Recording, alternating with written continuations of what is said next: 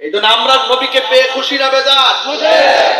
রহমত পেলে আনন্দ করে ঘোষণাটা কার? আল্লাহ। ওয়ামা আরসালনাকা ইল্লা রাহমাতাল লিল আলামিন।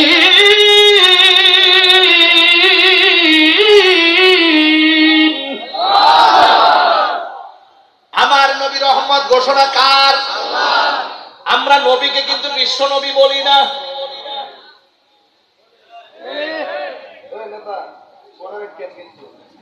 নবীর বিশ্ব নবী গন্ধে ঠিক আছে, বিশ্ব নবী গন্ধে এটা আদবের মধ্যে কিছু আঘাত আছে।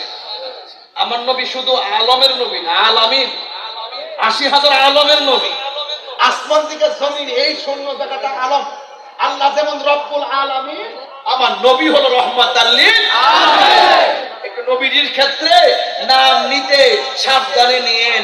নবীর সামনে উঁচু গলায় কথা বলা যাবে না। একজন আরেকজনকে যেমনে ডাকো, নবীর ক্ষেত্রে সেইভাবে ডাকা যাবে না। একজন আরেকজনকে যেভাবে সম্বোধন করো, এইভাবে সম্বোধন করো না। এই জন্য বাস্তবার সানের ক্ষেত্রে শতভাগ সাবধানতা রেখে নামাজ পড়তে হবে, রোজা রাখতে হবে। যারা বলে নামাজে নবীর খেয়াল করা মানে গরু কাটা ছাগলের খেয়াল করার মতো, তারা কখনো মুসলমান হতে পারে না। যারা বলে নবী নাকি রাখাল, নবী বলে কিনা, বলে কিনা, এটা তোমার সেলিব্রিটি মানুষ। তোর সেলিব্রিটির মধ্যে জুতা মারি, কি মারি? জুতা বুঝেন তো? ভালো জুতা দিব না, সিধা জুতা। কারণ নবীর ক্ষেত্রে যদি তার আদব না থাকে, তাকে আমরা সমর্থন দিতে পারবো না।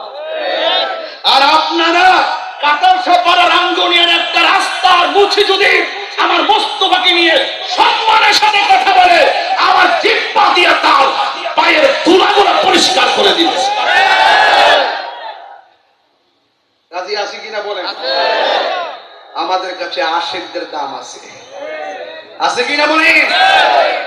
সবসে আউলা ওয়ালা हमारा नबी जिसका कोई सानी